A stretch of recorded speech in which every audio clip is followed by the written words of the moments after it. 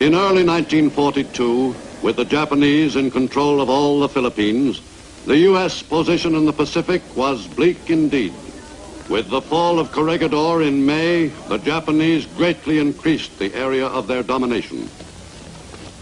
Below the equator, the enemy began making landings on the northern coast of strategic New Guinea as early as March 1942. For the U.S., the job ahead was an enormous one. In Australia, American troops arrived in larger numbers as mid-1942 drew near to prepare for the moment when the offensive against the enemy could be seized.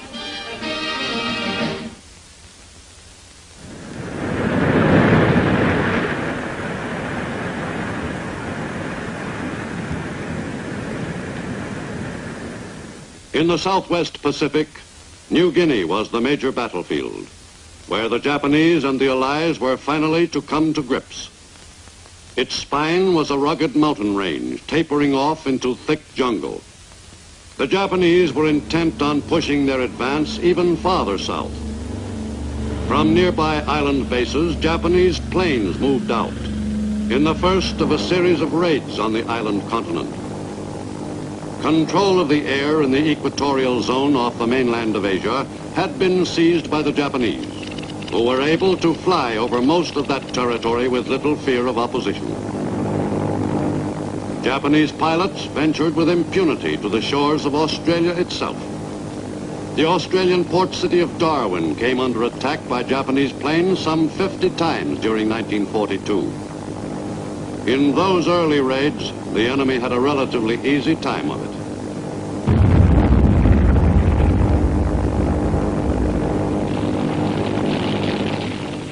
In late August 1942, Milne Bay at the tip of New Guinea became the newest Japanese invasion target.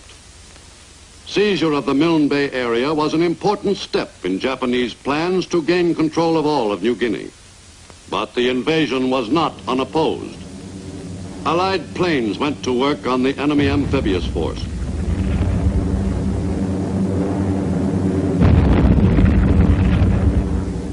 The Milne Bay area was not to be the enemy's for the taking. The Japanese invasion troops gained a slim foothold, but were hit hard by U.S. bombers.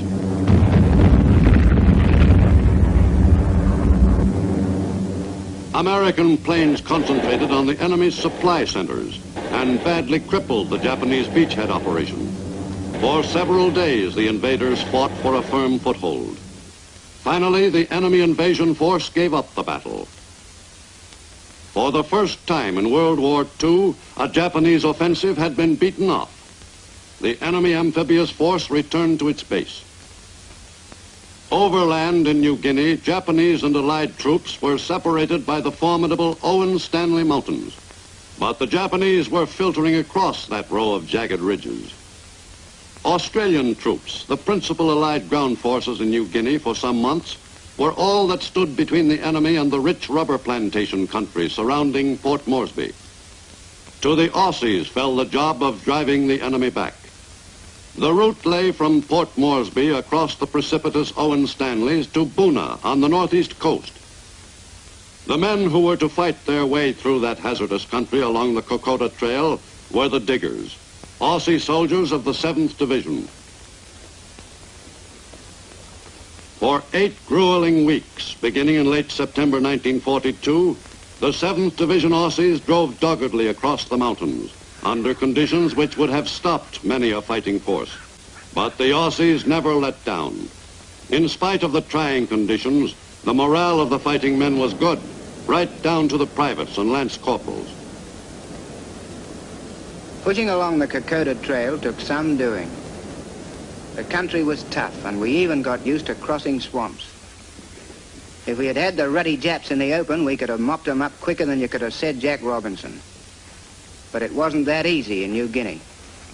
Most of our blokes were in good condition, but fair dinkum, the jungle took it out of a man.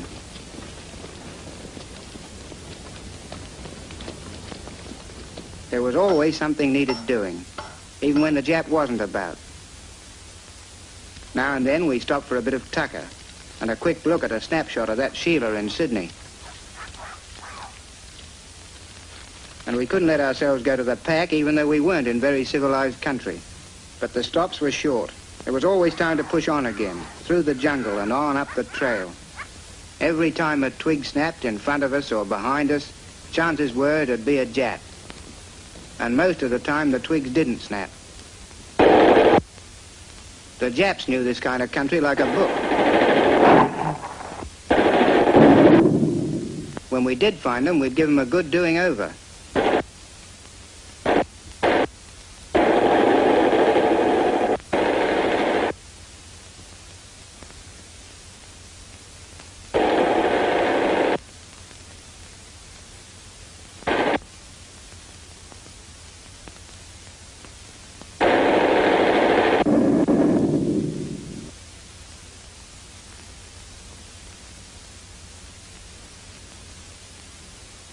We knew dead to right some Japs wouldn't be bothering us again.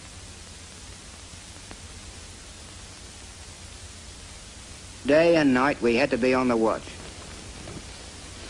Often New Guinea seemed to be covered with nothing but kunai grass. But sometimes we'd feel we were getting somewhere.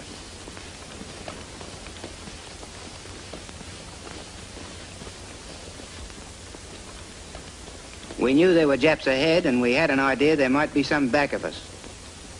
There was no way of knowing. It was up and up till it seemed we'd soon be in the clouds.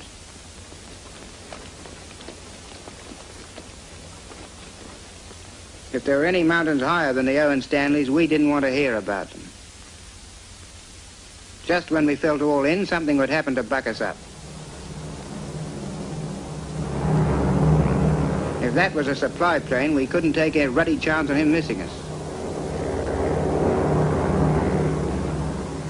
But a thin smoke signal in the Owen Stanleys wasn't always easy to spot. In the air, Yank pilots were looking for signals just like ours. We must have been in a good position, and we were pretty lucky, too.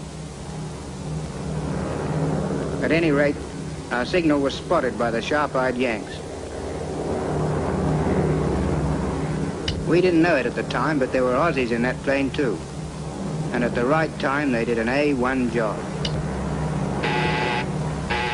The rations usually got to us just when we were running a bit short. Thanks to the Yanks and some of our own blokes too, we wouldn't have to be living off the jungle. There's nothing like running out of grub to set a man to thinking about food. Before those packets hit the ground, we were after them. Talk about manna from heaven. Sometimes, when the Yank pilots couldn't spot any diggers, they'd drop their load into native villages along the trail. The bungs, that's what we called them, were a little scared at first. When our boys got hit, they were in good hands in a native village. We were well taken care of by the fuzzy wuzzies. Most of them never let us down. Nothing like a fancy dinner in Melbourne, perhaps, but a feast, believe me. After climbing the blasted trail, it was heaven to pitch into some bully beef and biscuits. News from home was just what the doctor ordered. Our gear got a bit of trimming up every now and again. Then we'd shove off again, up the sides of the Razorbacks. The top seemed thousands of miles away. Our coppers, the bungs, gave us a hand as we got near the ridge. They were as sure-footed as mountain goats and much handier to have around.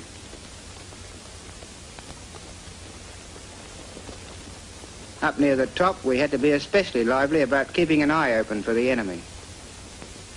We were about due for another scrap. We smelled trouble, so we thought it might be a good plan to have a look-see. And it turned out to be a good idea.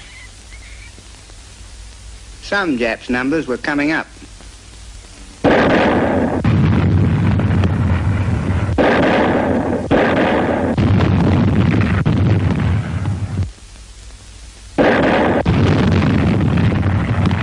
Our attack on the enemy positions was sometimes an Allied show.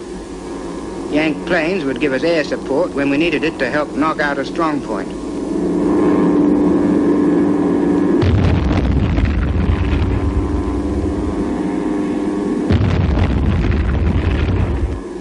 The Yanks poured it on.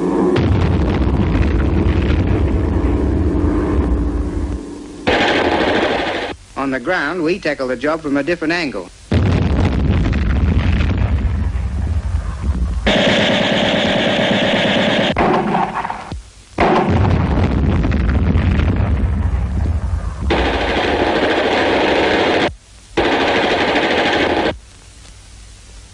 The job was done, but we didn't come through unhurt. Moving our wounded back in that going wasn't easy.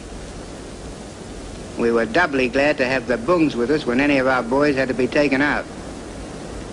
The men got the most careful handling possible in that country. These wild New Guinea natives were about as gentle when they were carrying our boys as anyone I'd ever seen. Somehow our New Guinea helpers always managed to get the wounded men back to safety, no matter how tough that job was. At the nearest native village, our casualties would be taken care of tout sweet. Everybody in the village turned out to do what they could, including all the Aussies who happened to be hanging around. From then on, the wounded were in the hands of the doc, who pulled the boys through most times.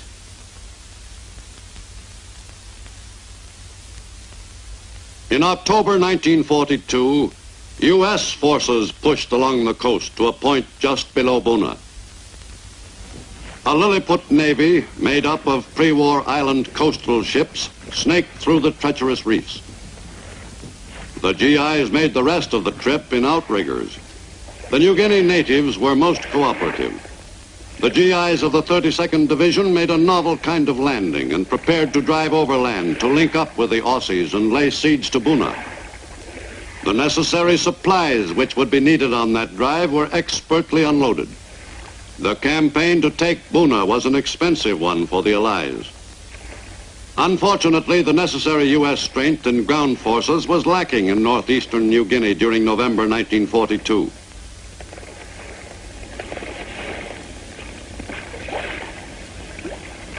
The U.S. command, encouraged by the Japanese withdrawal at Milne Bay, expected to take Buna almost without opposition.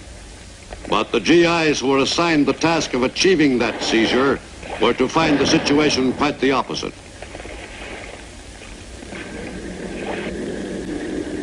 From Port Moresby, the U.S. Air Force reinforced the Allied troops in the Buna area by ferrying soldiers in considerable numbers across the mountains,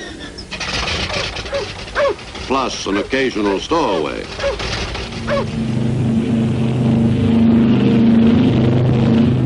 This was the way to cross the Owen Stanley Peaks.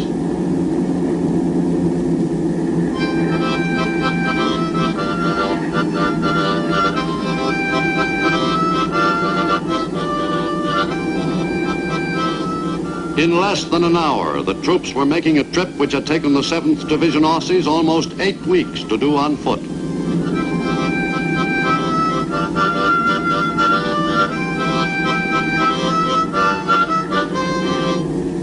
Some 15,000 troops were transported from Port Moresby over the Owen Stanleys to the battle area behind Buna. Thanks to the ferry service provided by the U.S. 5th Air Force, the battle for Buna was soon to change complexion. The jungle didn't slow down these fighting men.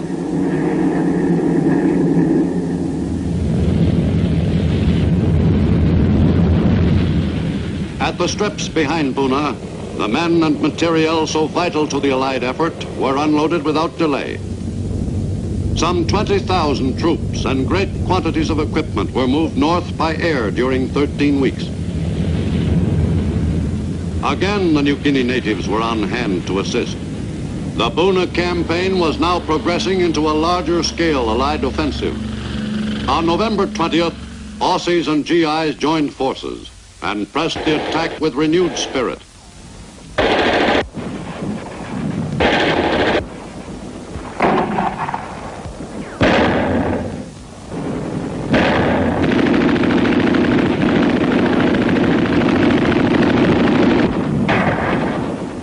For 6 weeks, Allied troops invested Buna. The enemy resisted stubbornly, but finally the Japanese defense of the area surrounding that coastal town collapsed. Allied forces took the Japanese who were still alive prisoner and assumed control of Buna on January 2nd, 1943. The enemy hold on the northeastern coast of New Guinea was loosened. In early 1943, the situation in New Guinea began to get brighter, with the eastern section now in Allied hands. After Buna fell, enemy convoys from Rabaul moved westward, bearing reinforcements for their troops at Lai. Allied planes took the offensive. In early March 1943, Allied pilots took off in quest of a Japanese convoy of some 16 ships.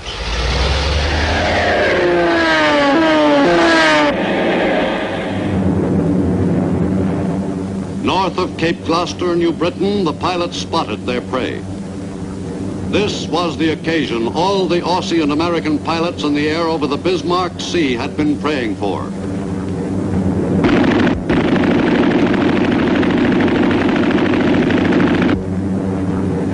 But Allied pilots didn't have the air all to themselves.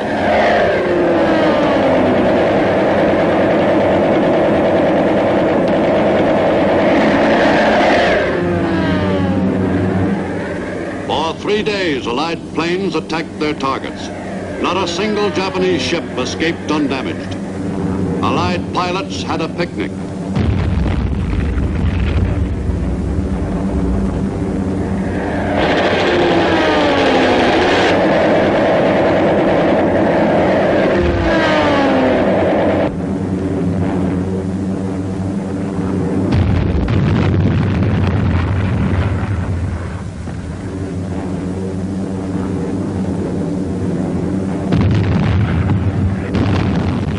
In the Battle of the Bismarck Sea, U.S. and Australian planes sank 12 enemy ships and effectively put an end to this determined Japanese attempt to strengthen their New Guinea ground forces. In September, Allied amphibious forces moved up the back of New Guinea in an assault on the area surrounding Lai.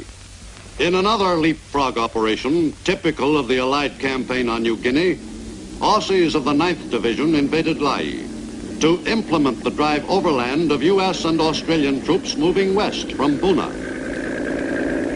The value of fresh amphibious assaults in an extended campaign on a large island was readily apparent by the time Lai was invaded. Progress was far greater than it would have been if the ground forces had pushed overland through thick jungle against heavy troop concentrations. On the lengthy New Guinea coastline, landings could often be made at points where the enemy was not prepared to resist. Near Lai, the 9th Division Aussies encountered no opposition in the original landing. Once ashore, they drove inland against scattered resistance.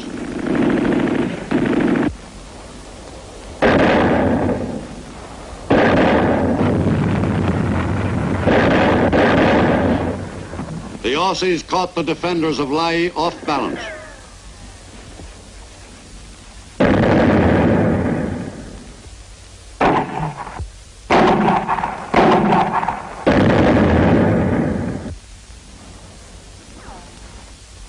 On September 5th, the eastern claw of the Australian pincer thrust at Lai moved quickly forward.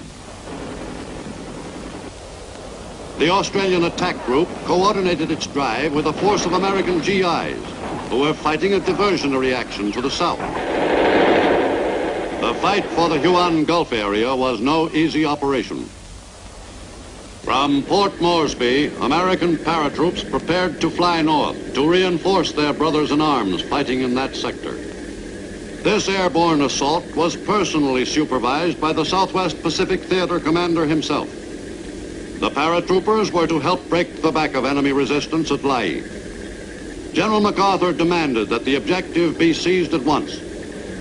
1,700 men of the 503rd U.S. Paratroop Infantry Regiment were to make the jump. Parachute landings in combat were comparatively rare in the Pacific, since the terrain was not often conducive to successful jumps. But on September 5th, 1943, the U.S. troopers took off on a large-scale combat operation.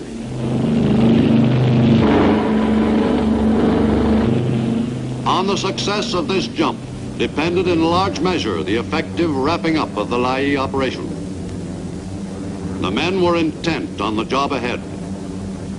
Scores of C-47s transported the paratroops across the Owen Stanleys, supported by bombers and fighters. In a B-17, General MacArthur had a ringside seat from which to supervise the entire operation. The general grew especially interested as the planes drew near the jump point. As the vital area was reached, the A-20s laid down a smoke screen, which effectively shut off the planes and the paratroopers in the air from the sight of the enemy below.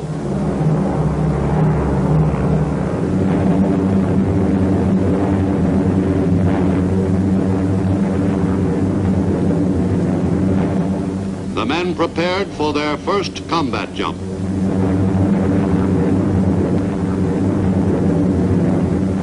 At 10:22 a.m., the paratroopers went into action.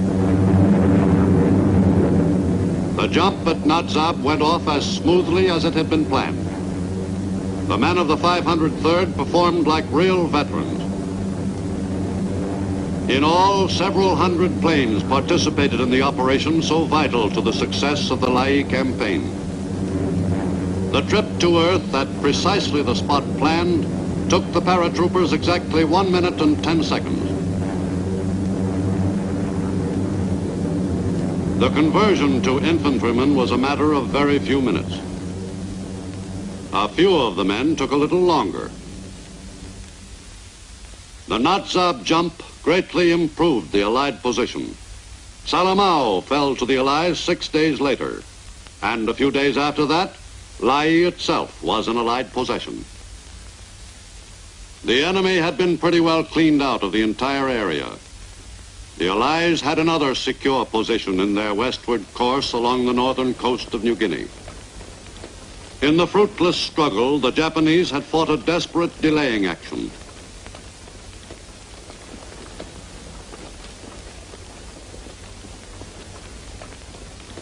The Aussies entered Lae itself on September 16th. The enemy had completely evacuated the battered coastal town. In the 12-day engagement, the enemy had lost men and equipment in vain. Allied air power had provided the necessary added punch which helped to hasten the Japanese defeat at Lae.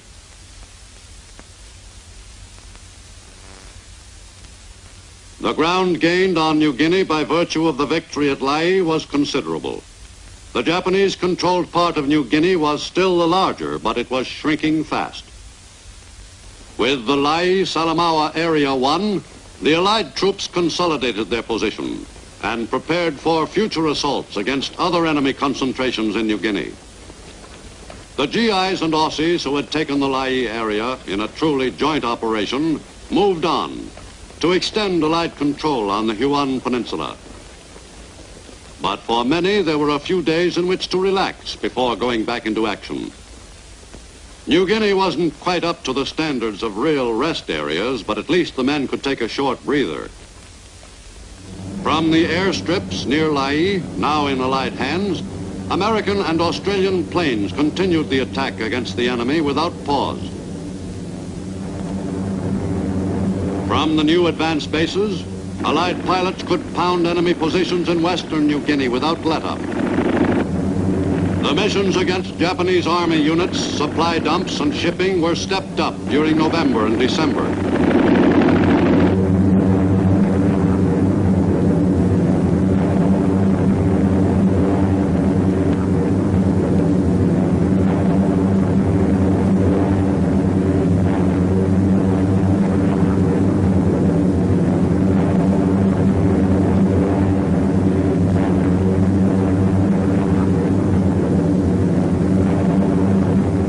By the end of 1943, the enemy in New Guinea was finally completely on the defensive.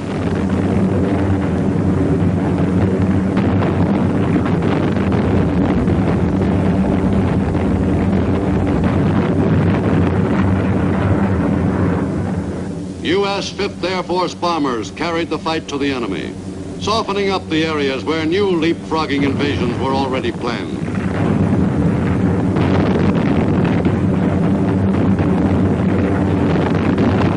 To the eastward, The Japanese-held island of Bougainville was about to occupy the attention of American Marines. On November 1st, 1943, they invaded that island in force. Go forward, men of courage, in the freedom fight. Let every tyrant feel your might. For freedom and justice, forward, sirs, relentlessly march.